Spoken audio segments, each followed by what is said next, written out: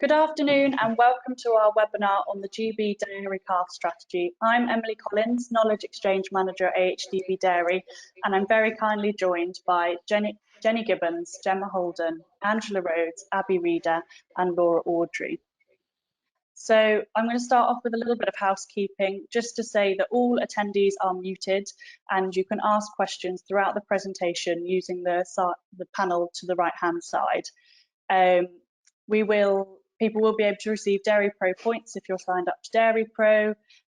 Please provide your email address and postcode. I think we'll be finishing probably closer to 1:30 today, and we wanted to make sure that we can cover as many questions as possible whilst we have all the panel together. But this session will be recorded, so if you have to leave prior to that, then you'll be able to catch up later. So moving on to what we'll be covering today, obviously the GB Dairy Calf Strategy and the new Red Tractor Standard on calves, rearing calves to the Red Tractor Standard from farmer experience and the options for TB restricted farms, and rearing dairy bred calves for beef. So this will be a very practical based webinar where we'll be hearing from farmers and their experiences, but we know that many of you may have questions, kind of more industry based and market related questions, but they'll be really outside of the scope of the webinar today. But please do ask them still, and hopefully we'll be able to get questions on the FAQ pages that we've got online. So I'll start off by handing over to Jenny Gibbons on the strategy, which has been supported by many different partners. Thanks, Jenny. Thanks very much, Emily. Good afternoon, everyone. So as I guess many of you are aware, there has been quite a substantial amount of progress on ensuring more dairy bred calves are reared for beef, particularly over the last few years. However, our industry is increasingly under more scrutiny from both activists and the British public. And so I guess it's important now as ever for us to continue to improve calf welfare and to really protect our reputation. And despite all these efforts to improve our reputation in this area, there is still scope for further improvement. And this is why our industry strategy and vision for dairy bred calves aims to rear all calves with care and to eliminate the practice of euthanasia by 2023. The link to the strategy is on the screen there in front of you. So if you want more details, Emily will also show the link at the end of the webinar today, and it will be sent out in follow-up emails as well. So don't worry if you haven't got time to scribble it down. The strategy has been led by AHDB and NFU and has the support of over 40 industry organisations. Jamie, I think that's the cue for you to move to the next slide, please. And the strategy outlines where these improvements can be made. One of them, of course, is Red Tractor.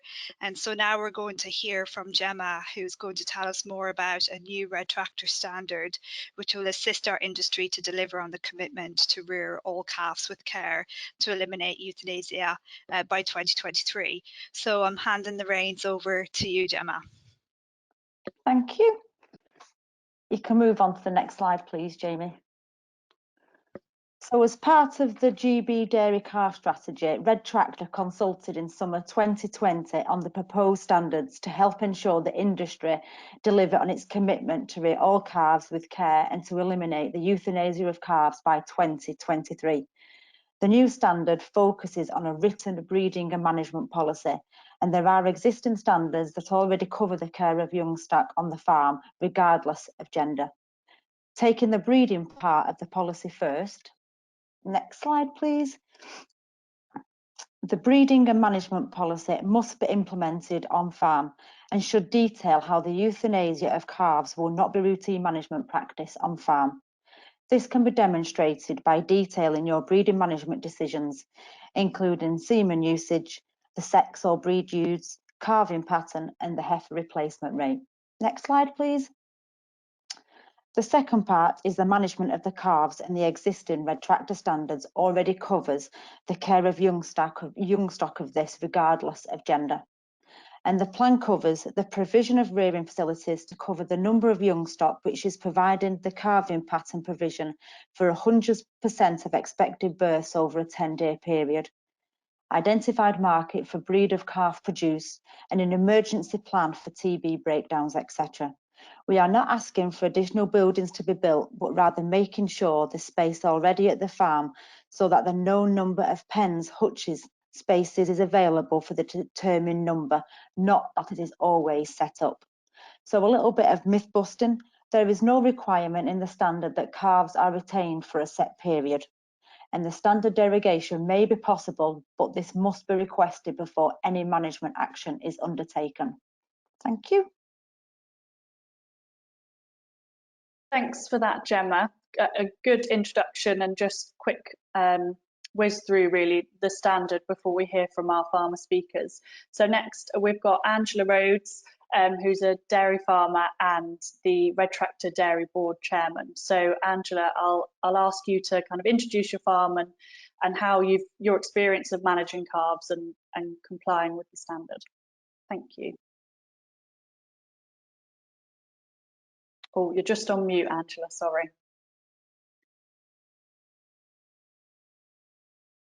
No, still can't hear you. Oh, yes, there we are. Thank you. Okay, sorry about that. Yes, so for the last 4 years, I've been the Red Tractor Dairy Sector Chair, and it's a role I've carried out alongside running 320 cow block autumn calving herd in South Warwickshire with my husband. And we are all co-op owners, and we supply Tesco as a member of their TSDG farming group. And both of these organisations have had the non-euthanasia of healthy calves for some time, so we're running slightly ahead of the curve at the moment. So, but farming in an edge area for TB, we've been in and out of restriction for the last 6 years, and we've only had one clear TB, only one calving season in the last 6 that we've not been shut down with TB. So I'm therefore very acutely aware of the sort of challenges and pinch points that face sort of seasonal calvers in particular. So a little bit about the herd.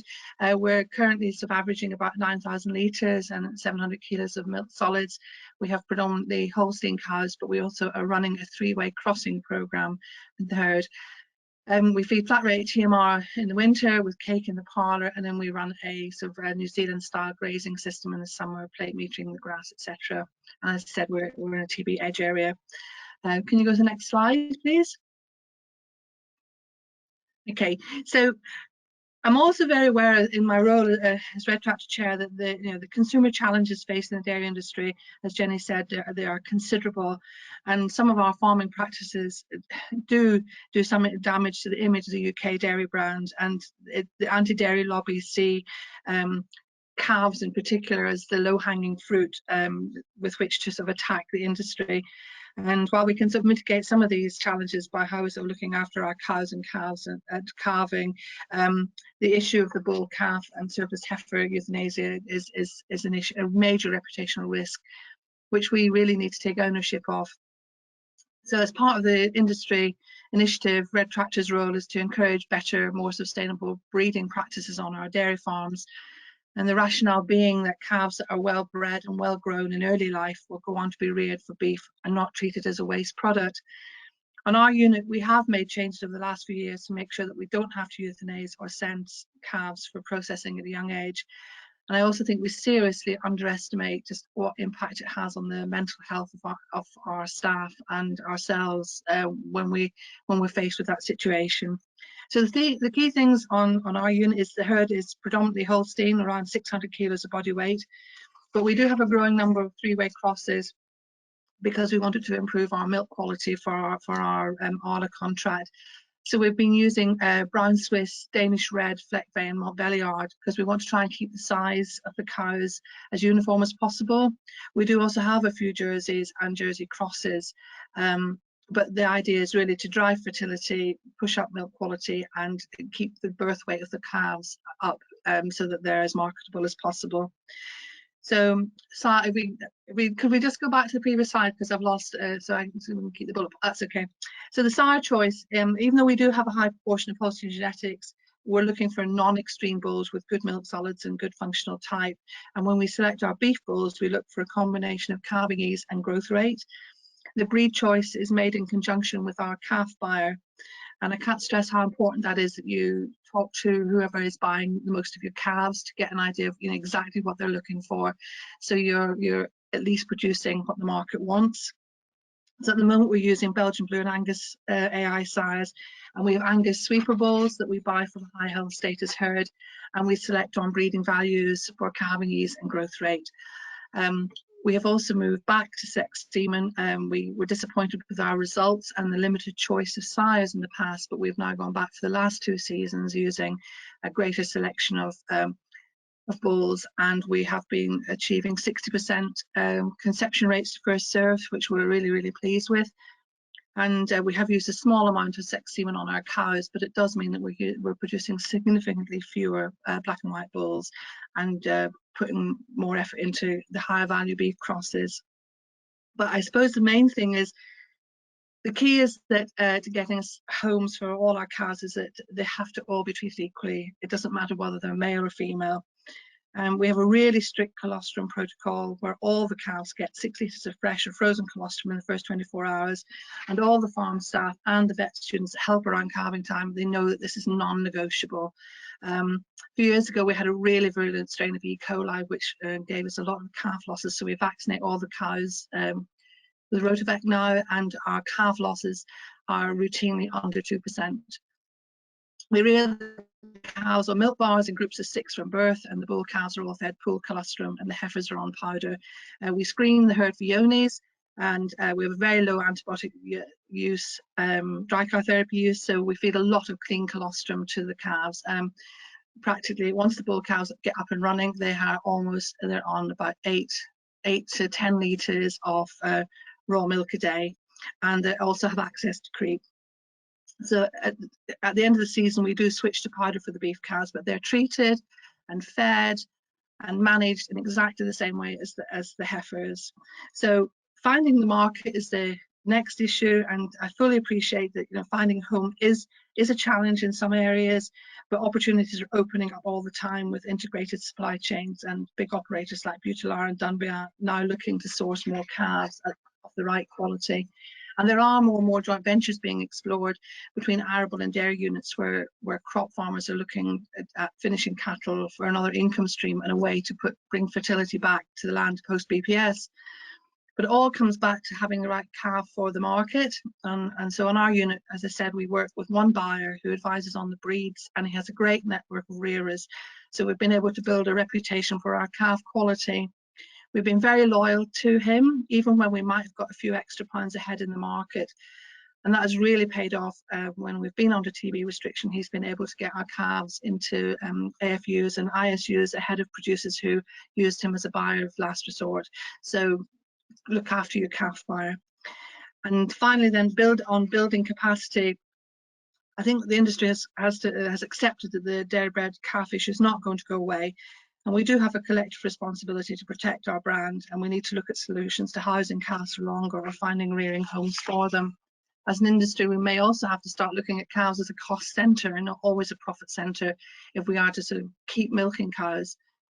So in the same way that we have to provide adequate slurry storage, we need to have robust contingencies for our calves and not view euthanasia as an expedient way out of a perceived problem. On our own unit, we're now planning to put up additional housing, so we're not so much at the mercy of rearers when we are under TB restriction. And we are also looking at a joint venture with an arable neighbour so that we have more options if we are locked down for a longer time. Thank you. Thanks so much, Angela. We've got lots of questions that have come in, but what we're going to do is we're going to come to all the end of our speakers, and then we'll go around and ask questions. So thank you. But you did mention TB there, and you've been under TB restriction, which kind of leads nicely on to Abby Reader. So thank you for joining us, Abby, dairy farmer and chair of the NFU Cymru dairy board. So thank you, Abby. If you can kind of tell us the different options for TB restricted herds. Thank you.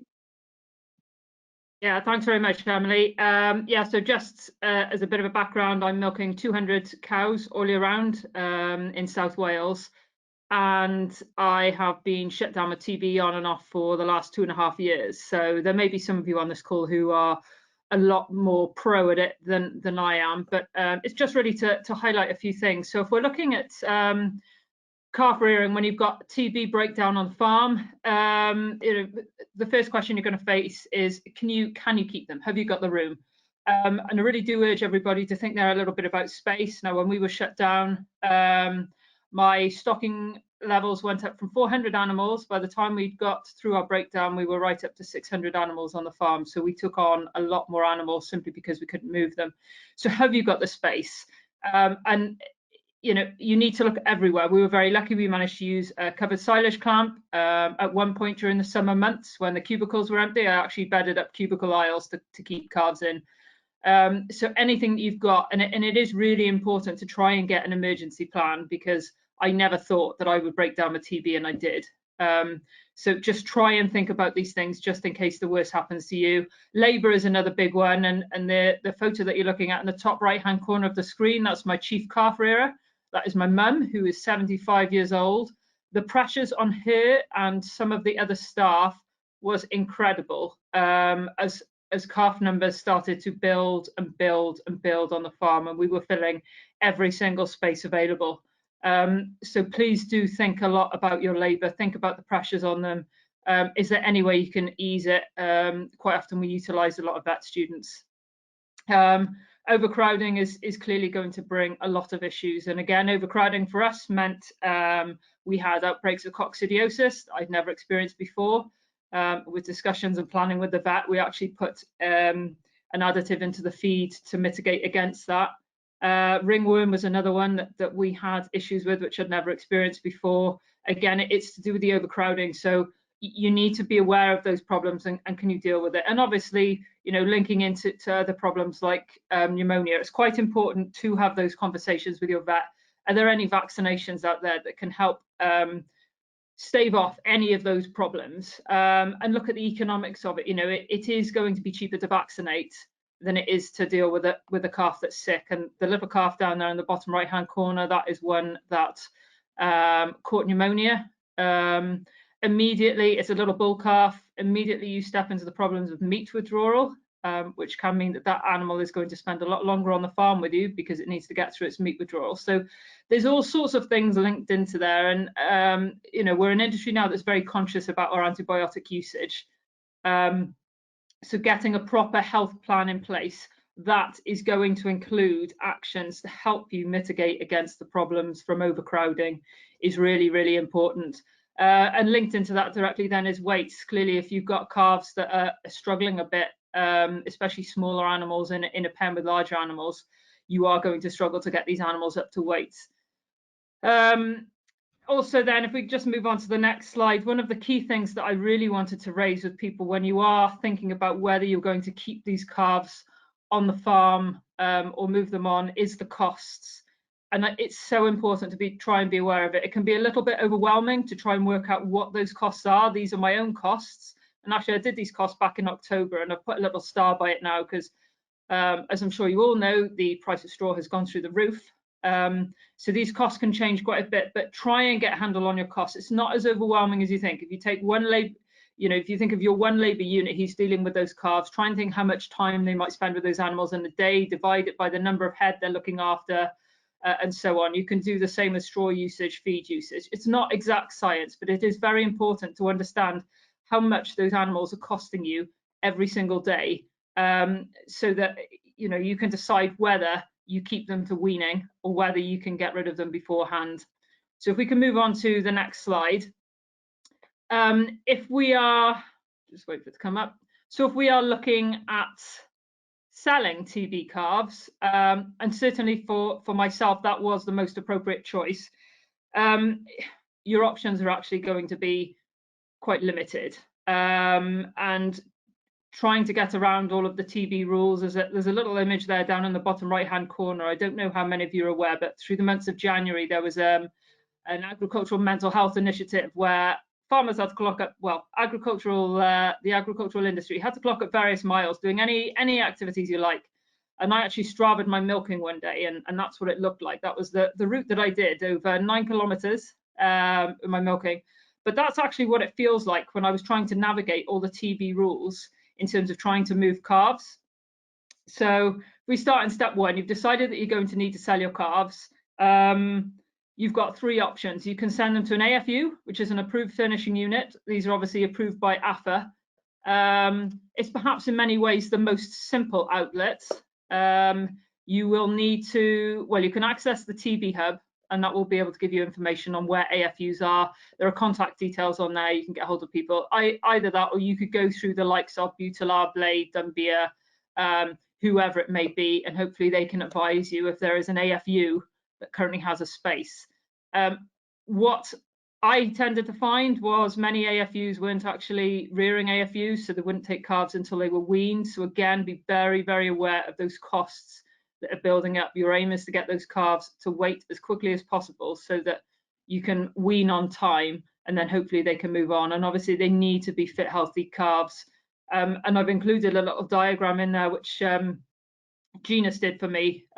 They do our breeding for us, but equally you could get this through your milk recording organization that you use, or whoever. Someone can help you try and get a plan of what calves you've got coming through the system. Try and give any information that you can to those AFUs so that you can say, well, in the next few months I'm going to have this many beef calves, or I may have this many male calves. Do you have space? Do you know anyone who doesn't? Make sure that these calves are fit and ready to go. Avoid the need for using antibiotics so that you haven't got the meat withdrawal, so that when somebody arrives on your farm, or when you're about to transport the calves yourself, they can go and they can arrive at those farms and they're ready. So another option you can use is an orange market. And if you're dialing in from Wales, the orange markets are fairly new, but they have started off in Wales now as well, which is good to see. So this is for calves that have obviously come off a TB farm. They must have had a TB test to be able to go through the orange market. But again, it's just a very useful way of trying to find an outlet for your calves, and it also gives a chance for market forces to work. Again, go onto the TB Hub, look for orange markets in your area. It would also be worth having a chat with the auctioneer if you can get a hold of them, just to see what sort of buyers they've got. Are they taking calves under 3 months old or not? If they're not, you need to make sure you try and got an emergency plan in place of where you can keep those calves until they get to the state, until they get to a weaned age, and then you can take them to the orange market. One of the major questions I had when I first started looking at orange markets is, well, what on earth happens if that animal doesn't sell? And I am assured by the different auctioneers that I've spoken to that they do have a deal with someone who will have a bottom price for those animals, because clearly they cannot go home to your farm. Okay, so once they go to that orange market, that's it. But there is a bottom price there. So try and understand what that is before you take it, so you don't have any surprises. And again, I would just say, just refer back to your costs. If you don't send that calf to an orange market, can you afford to keep it? And, you know, perhaps the thing sometimes we think when we're dairy farmers, we get a milk check every month. When you are rearing beef calves, you do not get a check every month. All you get is a bill. So how long can you hold out until you get an income? And is it worth holding out for that extra 10, 20, 30, 40, 50 pounds with the cost building up behind you? So your third option is an isolation unit. These aren't used quite so much.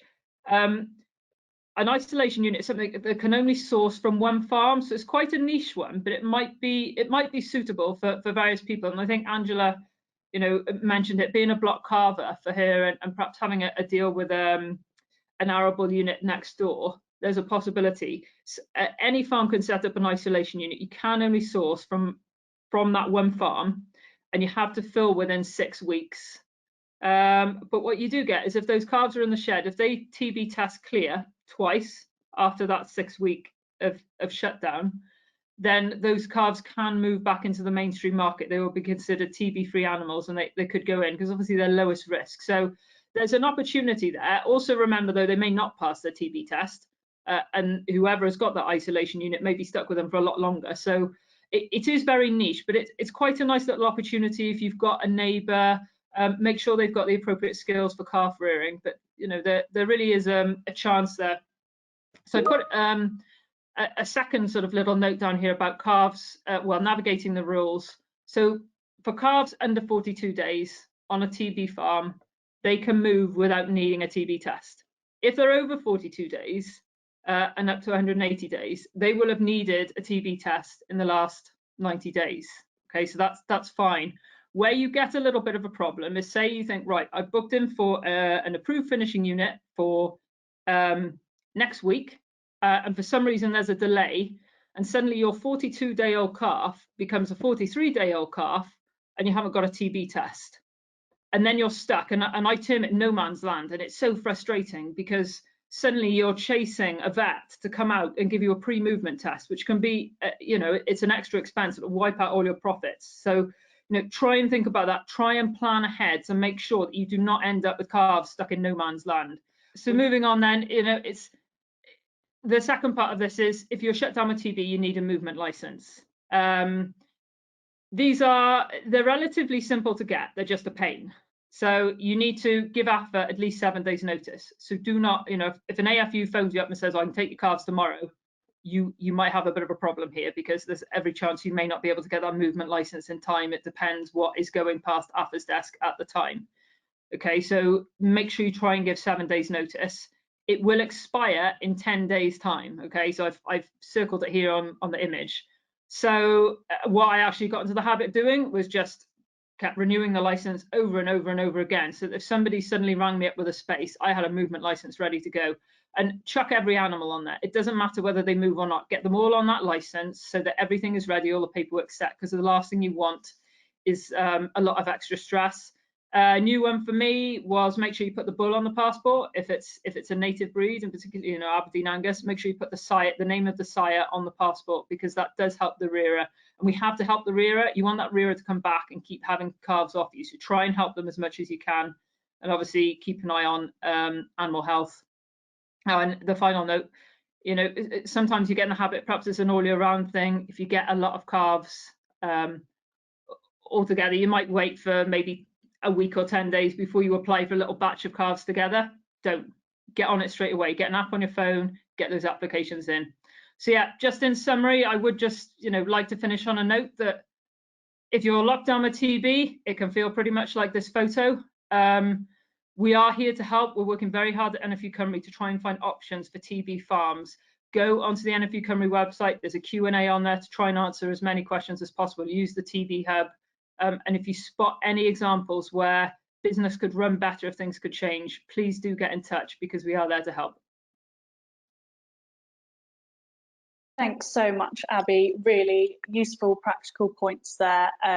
And as you highlighted, and Abby did earlier, it leads nicely into Laura Audrey, who's our next speaker, and is a calf rearer from Wiltshire. Laura, I'll just get you to unmute yourself. There we are. So Laura, no, that's all right. Laura, do you just want to introduce yourself and how you've got to where you are? So I know you've reared for an integrator and now for yourself. Thank you. Thank you, Emily. Obviously, I am not originally from this country, so came from New Zealand over here. So it was kind of the equivalent of being a first-generation farmer in a foreign country. I am married to an Englishman, and we've got 3 kids. So I've got a 5-year-old, a 7-year-old, and a 12-year-old now. Obviously, when I came over here, I still wanted to be involved in farming. There wasn't really a role on my husband's family farm. So obviously, we were very lucky that we had a friend who was calf rearing for Blade. She was the manager at the time and suggested I get into calf rearing. We thought this would kind of supplement really well, because obviously Sam's family has a suckler herd. We calve about 300 sucklers a year. We're spring-based calving as well. And we also finish everything on farm and buy in extra strong stores and wean calves. So we thought the calf rearing system would sort of slot in nicely, obviously, with everything else on the farm time-wise. So again, yeah, I've worked for a company, Blade Farming. They were fantastic. And obviously being a new entrant, being sort of 21, 22, having a baby, having a company there that can help you sort of get your eye into the industry and also do sort of the hard yards, the sort of sourcing of the calves and everything else, which I obviously couldn't do at that stage of my life. So they were fantastic to work for, because obviously it gets your eye in the game. You've come from a different country, and dairy industry is very different here than it is back in New Zealand. So it was a really good foot in the door to sort of to get where we are. Next slide, please, Jamie. So we were lucky enough to, with Blades, quite often get to rear black and white bull calves. These are actually probably my favourite calves to rear on the unit over the 10 years we've been doing it. I don't know why my husband thinks I think that, but they generally are just such an easy to rear calf. Calves always supplied to us between 2 and 4 weeks of age. They always came from a collection centre or direct from farm, and they've got to be weight for age. That's one of the key things with coming into a calf rearing unit when you're doing batch systems. There's a minimum sort of 50 kilo for these black and white bull calves, but they've got to be weight for age. So you don't really want a 50 kilo calf that is sort of 5-6 weeks old, because obviously that sort of just goes to show that possibly the animals had sort of a harder start at life. So weight for age is really, really key with these batch rearing systems. We have them on milk for 6 weeks, and then obviously they're on creep as well, introduced from when they come into the unit, and then they get weaned, and we target weaning them at 80 kilos and then taking them through to their sale weight. The black and whites, out of all the calves through the system, they tend to grow the quickest. They've got a really good daily live weight gain, and they would on average probably be the quickest calves going off the unit. They just sort of, they ate and they grew and they did what they said on the tin. So from a rearing perspective, very easy to handle, the docility of their nature and everything as well. Whether or not they came from a bucket system or off a cow or a teat system, they ended up moving on pretty quickly onto the automatic feeders we had. We were also really lucky that there was a local farmer in Wiltshire as well. We knew the young farmers. He also finished a lot of these on contract, these black and white bulls. He is arable, but they also have a bit of grazing and some highland cattle. But for him, being able to have livestock on the farm as an arable enterprise is really, really important. Obviously, they had sheds. They also had the straw. They had the cereal crops to utilise. So he would buy in these batches of sort of 50 to 60 black and white bull calves.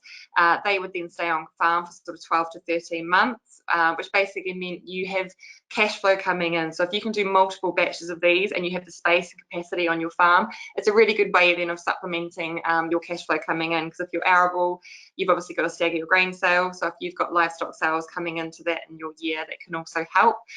Most of them got an O grade, and they're about 580 to 600 kilos. So again, they utilise his sheds and his homegrown feed really well. And again, he gets that added nutrition back to the soil by being able to benefit from the muck going back into his arable system. So that was just a really good example of showing how bull beef can sort of work as a mixed farm operation with an arable farm. Next slide, please. We've also started single source calf rearing now. So obviously, because we are a spring calving suckler herd, and we do finish everything, it predominantly means that most of our finishing period happens between October and sort of we're just at the tail end of it now. So for us, we've always sort of brought in possibly weaned calves and also brought in strong stores. So what was beneficial to obviously the farm was be able to calf rear them ourselves, source them from a single farm, eliminate sort of disease risks and everything else. So we managed to find a farm that was quite local. It's just under an hour away. They're all Aberdeen Angus, because obviously we supply Waitrose, and our sort of system we've set up, because we're mainly grazing and pasture based, the Angus works really well for us, utilising our grassland. We knew the genetics going into the herd, which is a real bonus. A lot of people, I think a pedigree Angus is a pedigree Angus, but if the genetics aren't there, that animal just sometimes can't reach its potential that it needs to be for the system. We knew that there was good herd management and colostrum practice on the farm, and we also knew sort of the history of the farm. You know, it was BBD free. So all these questions, you know, it might seem like we're being nosy, but we just really want to know these things. And also because we could have a really good open conversation, we knew what they were being fed. We knew the milk powder, the concentration, the fat and the protein content, as we wanted to basically keep this as, you know, similar as possible. So those animals, when they came to us, they didn't have a check in nutrition because they were obviously having that same feed on the source farm before they came to us. And again, because it was block calving, it tied in really well time management for us. We've got quite a busy farm and the kids, and obviously there's arable contracting and everything. And because also it tied in with our finishing period, it gives us a consistent supply of calves in that sort of autumn-born period, which then sort of can finish out on grass and keep us with a year-round finishing system on our farm. Next slide. So we sell the steers because it seems everybody wants Angus steers. The boys are very popular. and nobody wants Angus heifers, or very few people want Angus heifers. We found that obviously also because we are a spring calving suckler herd and we're grass based, I have a lot of empty sheds over the spring. So obviously I rent the suckler sheds basically when they're empty off the farm, so I can utilise those. So instead of having to put up new housing or buy hutches or anything like that, you're able to utilise what you have on your farm by sort of adjusting the period. Obviously winter rearing limits me just to one shed, whereas if I can rear from an autumn born perspective, it means I can take more numbers into my system. Next slide, please. So we finish these all ourselves. One of the pictures there, unfortunately, it's a steer, not a heifer. I couldn't find any heifer pictures of them out of grass, but we obviously have a mixture of what we do to supplement the sucklers. We keep them from wean calves, so rearing them, keeping them as weaned calves all the way through to 21 months old. They sort of have an average dead weight of 290 and an O+ grade. They are on farm for about 21 months old as an average, and their whole lifetime daily live weight gain is 0.9, and that's from 4 months on farm to 21 months. And again, some might think that's low, but we are a grass-based rotational grazing system, and grass is a very, very cheap way of being able to finish animals. So if you can do that with low inputs and convert that forage, that's really good. We also buy in strong store Angus heifers, because again, due to the fact that the Angus heifers finish so well and so quickly on the system, it utilises that space to be able to buy more stores, and we can turn these rounds in sort of 90 to 100 days for farm assurance. So generally they're on farm for about 3 months. They're doing an average daily live weight gain of 1.2 kilograms, and these are all sort of these particular ones are normally in the indoor system on our homegrown finishing ration. So it is basically maize, red clover, silage, and a little bit of barley put in there as well. So what I'm really looking for to be able to support our beef side of the business is obviously good communication with who you're buying your calves from. Obviously you could be working with a buyer, or you could be working with a direct dairy farmer. So I think it's really key to be able to have a conversation with them when you're going to start doing this about what you're expecting. I also want to be able to share data with the dairy farmer. So obviously I want to be able to show him his top performing calves, and if those genetics can be reflected back in his herd. And again, also any poor performing calves, is there a pattern? Is it down to colostrum management? Could it be the fact that they came from possibly a different calving unit? So you could then see if there's any problems and feed that back.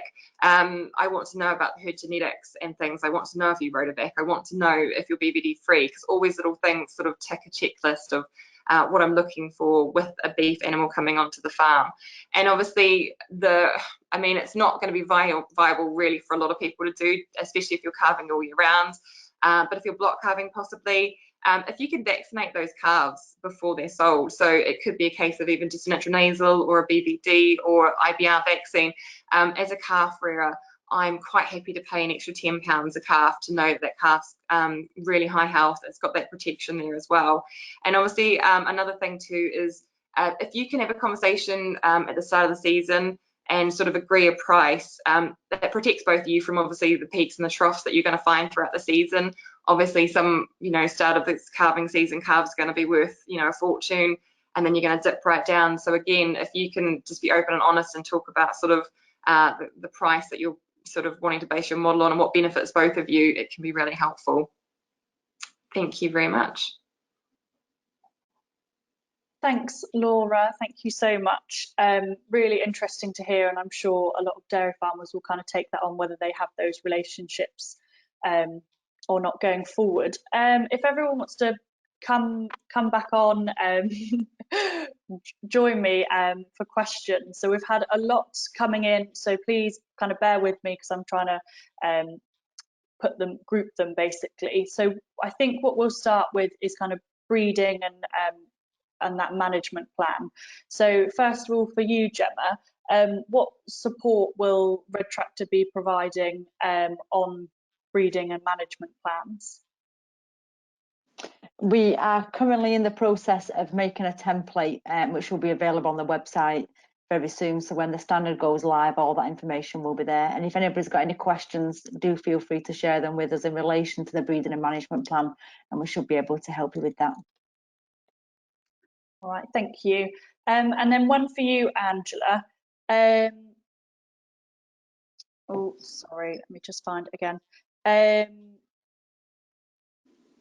what sires do you use on maiden heifers, and do you find that increasing birth weight of calves can have welfare implications? Well, we use Angus AI for one cycle or 2 cycles possibly after we have used 2 cycles of black and white, and we are very careful when we select our bulls. We are looking for calving ease and trying to get that calving ease growth rate combination. And we also sort of rely heavily on the advice of our AI company. We use Genus for our beef, and no, I think it's all a lot of it's to do with the management of the heifer. We calve at 24 months, but we do make sure that they're really well grown. We fast track them as calves. They're fed sort of, they're up to 8 litres of milk powder as quick as possible through the rearing phase, and we really do push them on so that they are a good size when they calve in, and then we try not to feed any supplementary feed in the second season so that they are in good condition, but they're not over fat and calving difficulties than the sire alone.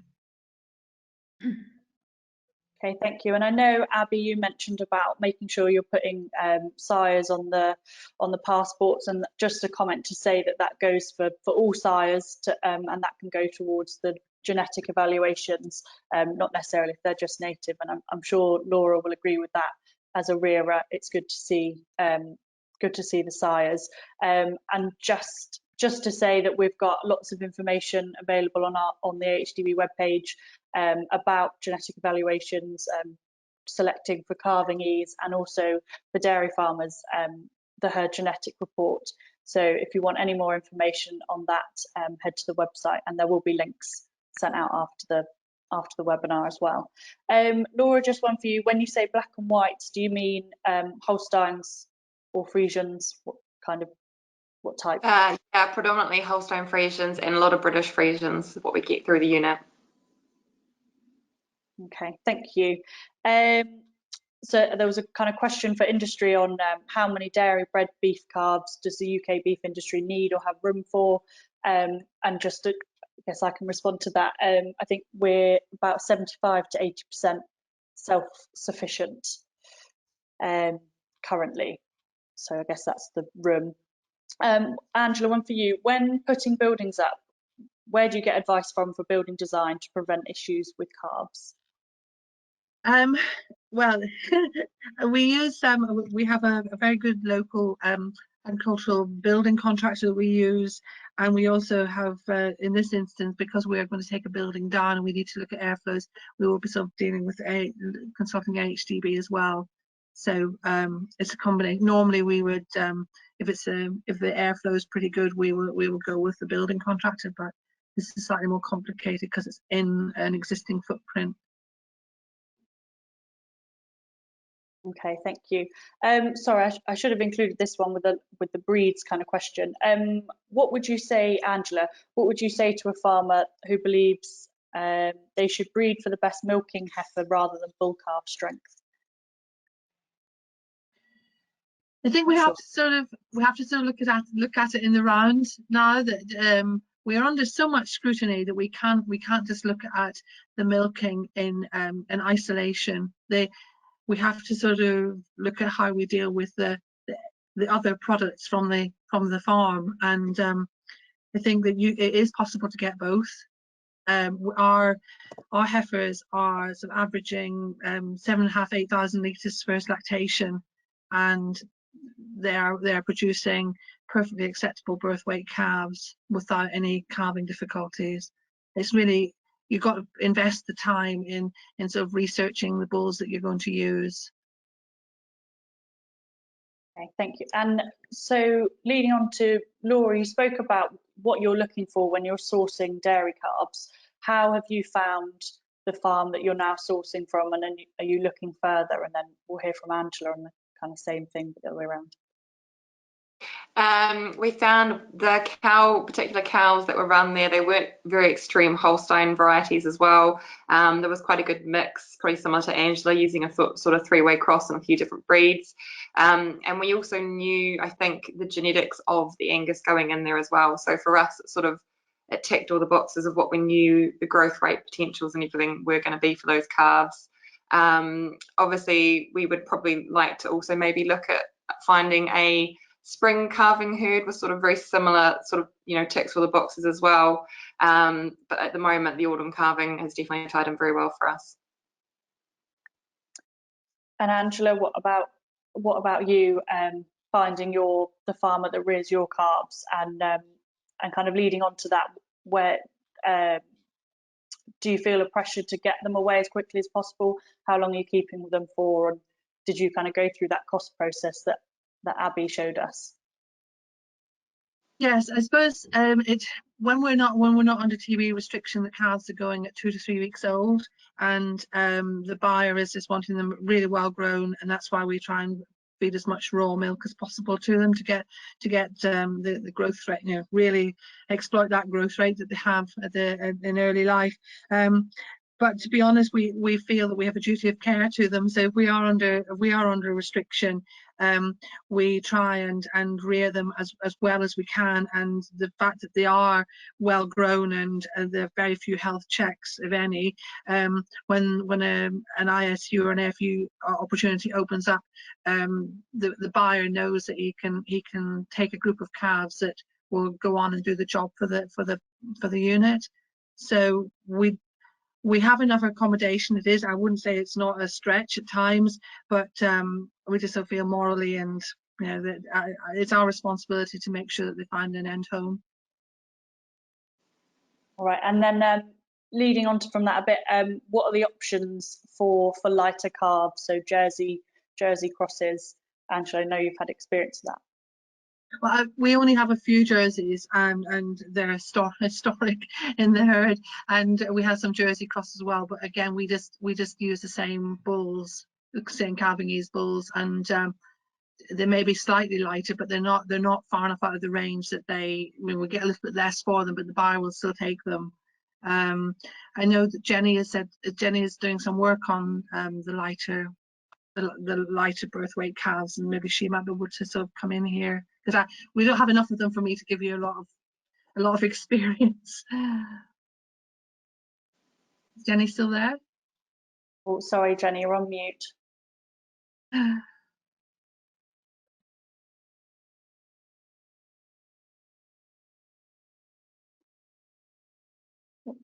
Okay, now there we go. Sorry. Yeah, so I mean, it is a challenge for farmers that have those lighter breeds of cattle. There are some schemes out there, and we definitely need more of them to be able to service those particular farmers.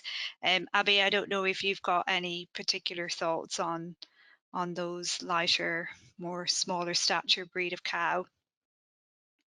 Well, I think on the lighter breeds, in all honesty, it's very much a work in progress. Trying to find the appropriate genetics, make sure they suit the farm and do have calving ease is going to be a challenge. And I know I've heard Laura comment on this before as well, but it's a work in progress.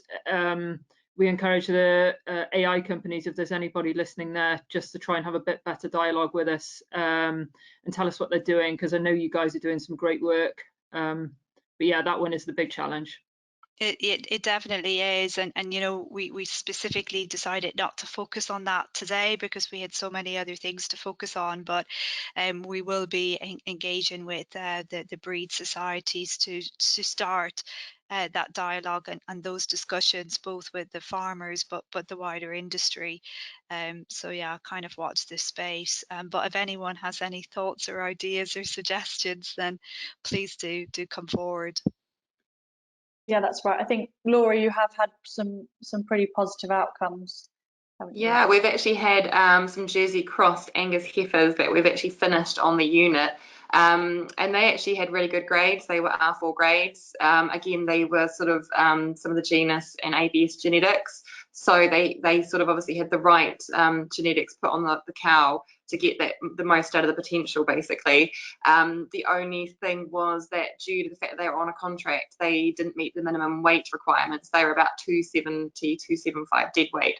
So if you weren't on contract, you'd still be able to do it. But if you're obviously, if they've got a lower weight limit, which a lot of these contracts do, sometimes these Jersey crosses just can't sort of reach that weight limit. But I think there is still definitely space for sort of the smaller stature animals out there, especially with sort of you know, the way the meat industry is with sort of processing and things like that, and the catering. Obviously people's trends have changed a lot in the last year, so it's going to be interesting to see where the market goes in the next 12 months post-COVID, what the retailers want. Yeah, and there are some organisations out there who have stepped up to the mark and created small stature schemes, so you could explore them as an option. Yeah. Laura, just on that, do you castrate the bull calves on the unit?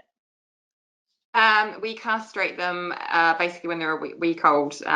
We bring them basically when we go down to the unit, so we're actually able to make a saving there. Instead of castrating them later on, we castrate them just after they're born on the source farm, which is also, it was sort of looking at a system of how you could take the costs down and make it more viable. So being able to actually go down and castrate them on the farm before you bring them back is how we do it now. And I think it's actually, growth rate wise, it hasn't had that sort of knock-on effect or anything. I know some people say to leave them a bit longer. I think a lot of people do. There's lots of different practices out there, but we've found doing them young like that, it works really well. Okay, thank you. Now one for you, Abby. Have you got any comment on price differences depending on if people are sending to AFUs or orange markets compared to open markets? Yeah, there's a huge price difference. So I'm currently shut down with TB. I managed to send a grand total of 3 calves to an AFU the other day, and they achieved £100 less per head because I was under TB restriction than if I wasn't. I suppose the key thing to remember is the majority of these AFUs are not grazing. They're all housed. The rearer does have extra costs to deal with at the same time. And you know, if you remember back to my cost slide where I showed you how the price of straw has gone at the minute, this is where a lot of that money is going. I do understand that there's also the opportunity that some farms are taking advantage of the fact you're shut down with TB, but if you look at it on the other side, you have less choice. So it's a real hard one to navigate, and I'm not really sure with AFUs not being grazing, I'm not really sure that that's really going to alter, which is why I do say look at your costs. If it's cheaper and you can find a route to get them away quicker, do it. Laura, what would happen if your supply herd came down with TB? Massive implications there, I suppose. Obviously, that's the danger of having one supplier. You know, options would be you could try and become an AFU. Obviously, we have several holdings, so the calf-rearing unit is on a separate holding. So we'd basically have to start from square one looking for a large-scale sort of single farm origin again. So we have got that in the risk assessment plan and are sort of working on a worst-case scenario. But again, yeah, the TB isn't just necessarily affecting the dairy herds. It can have a massive knock-on effect into the beef industry as well if you're shut down and can't buy in, or if both holdings are shut down and you can't buy in, that's lack of revenue you can get in at the time of the year. All right. I've got another question on, well, what is the most profitable age to sell calves? So obviously affected by a lot of different things. Abby, I don't know if you just want to go into a bit more detail on how you've worked out your costs and what implications factors can have on what would make you sell or keep. Yep.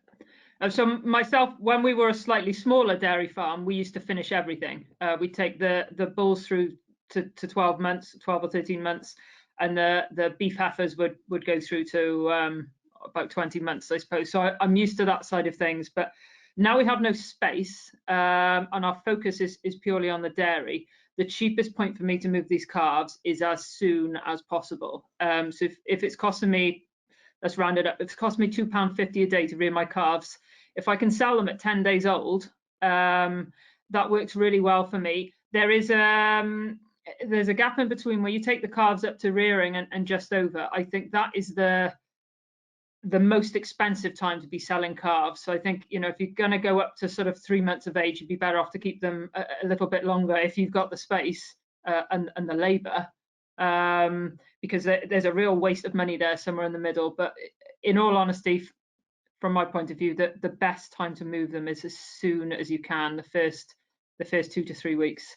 And you can only do that if they're fit and healthy. So you've got to be really on it, and you need to get all those movement licenses ready. You need to get all the passports ready, and you need a very, very good relationship with your AFU or your respective rearer. Yeah, any comment on that, Angela? Yeah, I just totally agree with Abby, especially with our system where we're feeding raw milk. They're not really costing us a lot over the labour until they start eating significant amount of creep. And so yes, we try and get them away as early as possible, but I know it's not always possible. While we were talking, I noticed that I had identical types of Belgian Blues that were sold before Christmas when we were still in lockdown, and they made £130 each. And the same calf made £275 in January when we went clear. So that's sadly the price differential. That's a comparison. All right, thank you. Jenny, one for you. Has the welfare issue been taken into account with the strategy if the market is flooded with bull calves? Yeah, I mean, I guess, you know, we've always said welfare takes precedence, and so it should. But the risk of the market becoming flooded with bull calves is, from our calculations, probably quite low. So as you highlighted, Emily, we're only 75 to 80% self-sufficient, and we've calculated that the extra calves that would come on the market really is only a really small fraction. I think we've estimated about 45,000 tonnes of extra beef. Given that we import nearly, I think, we import about, I'm trying to think of the figure off the top of my head. We import about 450,000 tonnes of beef. So you put those figures into comparison, I think there's scope within the industry, within the supply chain, to be able to mop up those bull calves, but recognizing that there certainly are challenges with some breeds of calves, particularly smaller stature breeds, and hopefully as an industry we'll be able to find some solutions, innovations to address that. But there is also things that we need to consider on farm in terms of space allowances, and just literally having the labour and the infrastructure to be able to look after extra calves, particularly if you're down with TB, as Abby has alluded to. And I think, you know, Red Tractor, as Gemma has also highlighted, have considered these sorts of aspects in their standard. Gemma, did you want to say anything else about that, or? Yeah, I think it's just that it's not the routine management of routine euthanasia of calves as the main management to us. So that's the important thing, because we do appreciate there may be circumstances when euthanasia has to happen, and like Jenny said, welfare is the priority. So it's about not using it as your routine management practice. Right. Yeah, and in the strategy, for example, we do state, you know, that welfare should always take precedence over lifespan, and that would be the position of the strategy. All right, thank you. Gemma, a quick one for you. What's the Red Tractor position on individual housing for calves? As long as it meets all the requirements of the pre-existing standards, then that's all it has to do. So they've got to have clean bedding, water, feed available, and sight of other animals. So the pre-existing standards already exist for housing for calves. All right, thank you. Kind of moving on to a few, we've got more time for questions, so please do keep sending them in. Couple more specific ones. What's the best time to wean calves? So Laura, if we start with you. Ours just sort of, we do it on a standard system of how long we're going to have them on the unit. So we're aiming for sort of 12 weeks of these animals being on the rearing unit before they go on to like either if we've sold them or onto the other farmer. So we sort of split that down into 6 weeks on milk and 6 weeks on creep. Obviously, if you've got some slightly younger calves, they might necessarily have to be on a little bit longer. But the general rule is we try and get an animal to about 80 kilos before we start to wean. And obviously some animals do better on milk and then some do better on creep. We do find and again, it's that sort of, I think it depends too, where you've got your calves from, what they're being fed on within that 6 week period. As obviously Angela feeds hers on raw milk and they're getting about 8 litres. Sometimes if you then take them onto a different system with sort of lower concentrations of milk powder, those animals take slightly longer to adjust. So their weaning period might not be in that 6 weeks, but the rule of thumb is basically 80 kilos we like to wean our calves at. All right, and that leads nicely on how are you weighing your calves? How often? And we've got a new system we're using now, which is handy. It's on my phone, which I'm quite obsessed with, being able to literally whip my phone out and see the daily live weight gain of a calf every sort of 3 or 4 weeks when I weigh them. That's been really good. No, we try and weigh them when they arrive, obviously, so we have the start weight, so we can base everything off that. It also means too, if there are some smaller calves, we can tend to group them together. So obviously we don't want to have sort of 45, 50 kilo calves and sort of 60, 70 kilo calves. And then we try and do a weight before they wean as well, so we can gauge, are they on track to be weaned? We then do a weight after weaning, and then we also do a weight before we would plan on moving them off as well. So we sort of do about 4 weights within that sort of 12-week period, sometimes 3, it just depends on how busy it is with sort of, 200-300 calves trying to weigh them all at the same time. But being able to see, I think the key thing is being able to see the daily live weight gain, because you could have a calf that is 100 kilos, but its daily live weight gain is 0.45, there's obviously something that you need to look at the problem of why the calf isn't gaining as much weight. Was it the fact that it was a really good calf, came in really good and it sort of stalled, or there could have been a health problem or a health check? So I think daily live weight gain is a really good key, not just weight. All right, thank you. Jenny, any comment on that from the kind of weaning age or weight perspective? I don't think I've got anything to add than what Laura's already mentioned. Oh, that's good. No, that's fine. Question for kind of Angela and Laura. When we can achieve £300 for a blue calf, how can farmers accept a lower average price to someone that takes them all? Angela, I'll start with you. So if I get the gist of the questions, basically, why? Yeah, okay. I guess the kind of it's to do with our buyer. I think it's just the question that if you've got a really good calf, that it might make more in the market than if you're selling them. But well, we have sort of not sold calves through the market for a very long time from a biosecurity point of view and a sort of time point of view. Also, the stress on the calves. Our calves go farm to farm, and they are sort of always picked up by the same people, and so there's minimal stress on the calf. To be honest, our job here is to produce milk and not to be standing at the market. And this guy has, he has found us homes for calves whenever other buyers, other people who have been getting that extra pound or two, have then come running to him whenever they're being shut up with TB or there's a glut of calves, and expecting him to find homes for them. And it doesn't work that way. So we just feel that it swings and roundabouts. He has always sort of delivered on average across the board, and we don't have the time off farm and all the other biosecurity implications, and that's why we do it that way.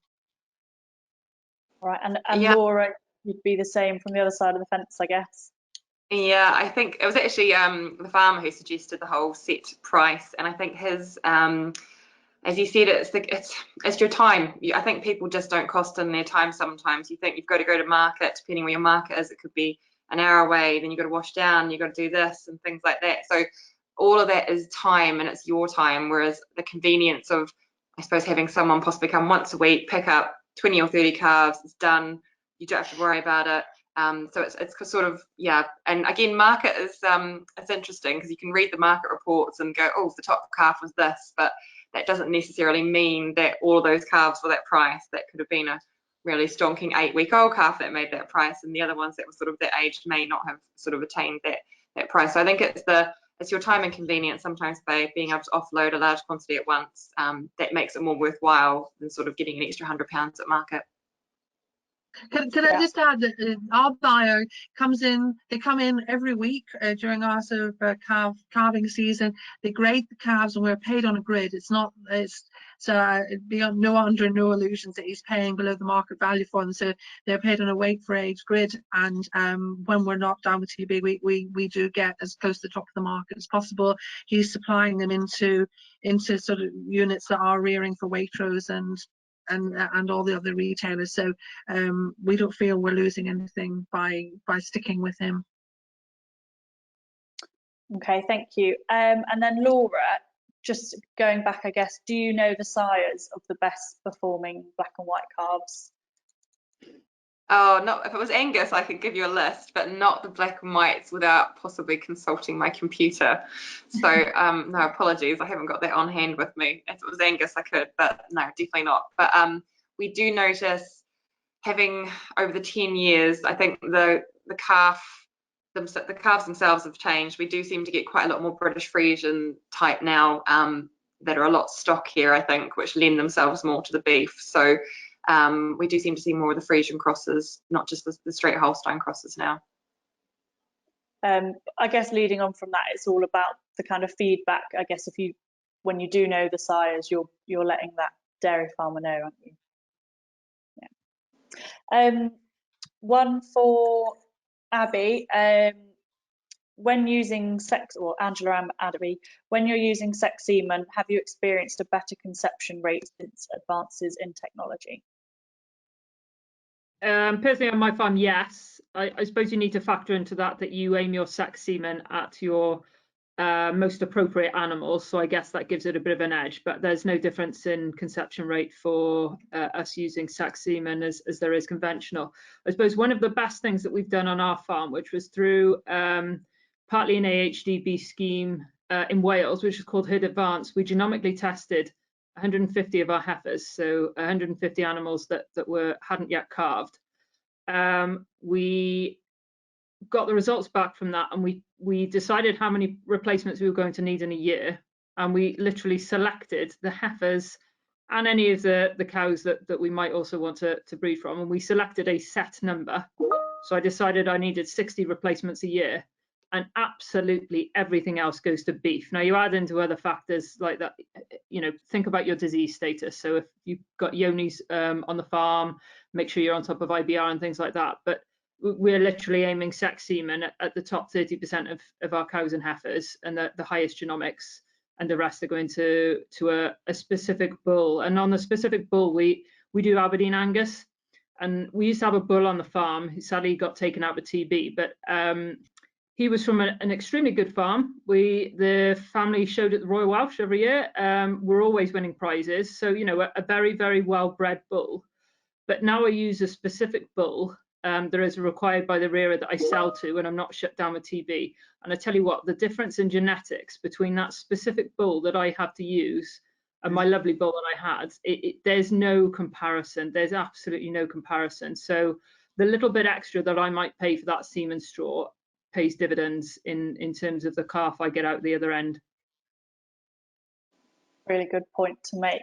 And I guess it's highlighting, would that have been the sex semen usage calculator that's on the AHDB website? So that's available for everyone to use and will be linked to in the pages I'll send round. Angela, have you got any similar comment, your experience? Yeah, when we did use sex semen a few years ago, at the beginning of this, when it was becoming so more popular, we were typically getting about 40% conception, which was really quite disappointing whenever we're a block calving herd, but obviously there's sort of the move to with being with Arla, we've had to sort of rethink what we're doing, and so we've used sex semen for the last 2 seasons, and we're getting about 60% conception to natural heat, and we're very pleased with it. But one thing we do is that once we've selected the bulls that we want to use, we use nearly all genomic bulls. With Genus, who supplies the sex semen, they have a rating. Somehow they've got a rating on the fertility of the bulls that are being used under sex, so it's a star rating. So we do, if all things being equal, we will use the higher starred bull for conception. So we're loading the sort of the dice as much as possible. But one of the key elements is you've got to have the heifers on a very stable ration, and on a sort of like on a rising plane of nutrition. No sudden shocks in housing or sort of nutrition in the 3 weeks before you serve, I think would be very important.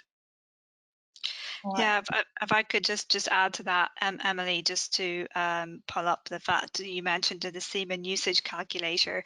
It's quite a useful tool because it allows you to cost out different scenarios of how much sex semen you want to use in your herd, and it basically works out what the bottom line return is for you. So it's on our website, and as Emily said, she'll send that link around.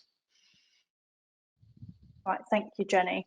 And I guess this to the farmer panel.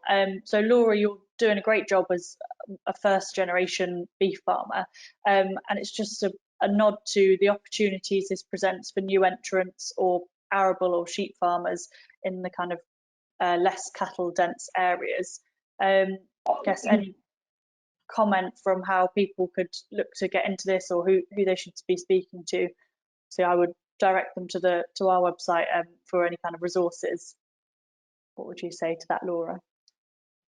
Yeah, I think don't be afraid to talk to people. I think sometimes it's quite nerve-wracking, sort of just approaching someone with an option or an idea. Obviously, without capital or land or buildings, it's very difficult to go. But if you can sort of come to maybe like a share farming agreement, or being able to utilize and rent buildings, because it's quite amazing what you can achieve with just a shed. And that's all I started with, was renting one shed and brought a milk machine and sort of worked from there. So it's sort of, it can happen. And I think, just sort of approaching, if you're local, approach someone local as well. Try and work with a local farmer. Share farming is a very big thing in New Zealand. I don't think it's quite utilised as much as it could be over here. So just the opportunities to be able to work in partnership with another farmer.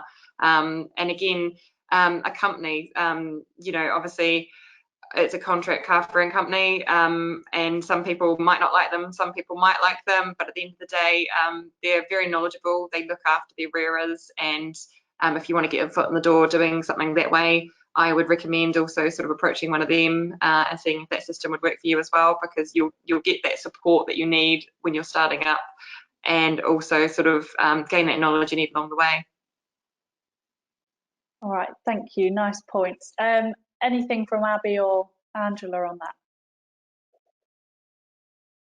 I think it's a case that we really, really need more rearers on the scene, whether they're AFUs or rearers who are just rearing the mainstream calves. I think you would be surprised at how much support would be out there from farmers like myself. I would be more than happy to offer advice, possibly financial support, if you come forward and you prove yourself to be a suitable rearer. Do not underestimate the value you are to the industry.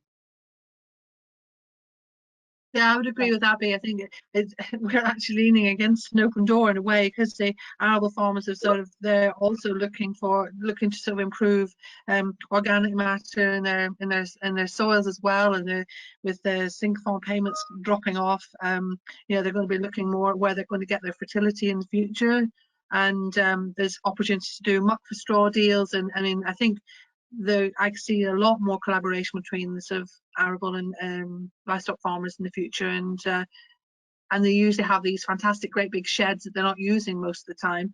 And that's what we're doing with our neighbour who's got a big shed in the middle of nowhere. It's usually miles away from any other cattle, so it's a lot easier to sort of make it secure and meet the requirements for these AFUs or isolation units.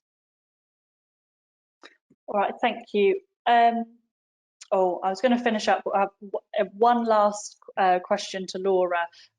What are the benefits of working with an integrated contract? Someone that hasn't before. I suppose it's that safety element, isn't it? You're going to be guaranteed a price for those calves. Those calves are already ordered. They're on a, they're being sold to order. So you're not going to get left with possibly, you might have been keeping some yourself, but then you got shut down with TB, or the other finisher that was going to buy some off you's been shut down with TB.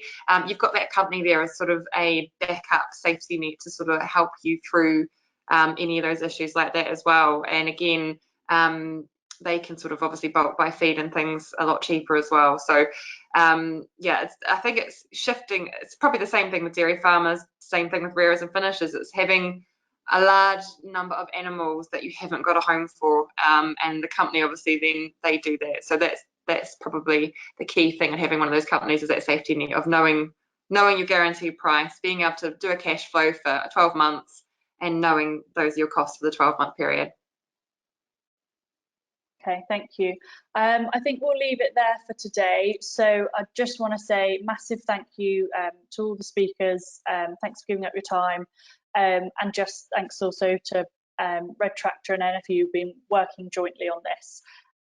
So I've got some resources that I just want to highlight. I know Jenny shared the calf strategy webpage, so that's available on the screen, and in the follow-up email there'll be links to all of these. So we've got the FAQs FAQ webpage that was the FAQs were put together by NFU. Thank you. And what we'll be doing is the questions that have come in today, we'll try and kind of give some answers to them and put them up there as well.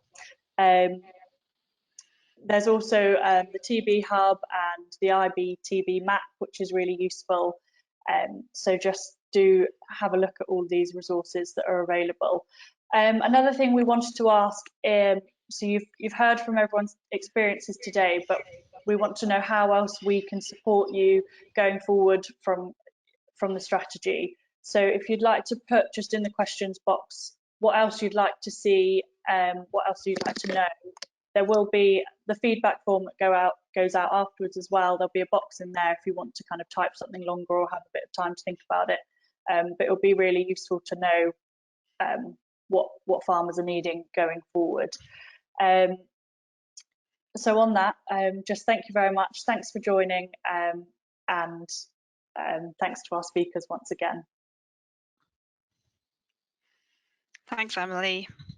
Thank you.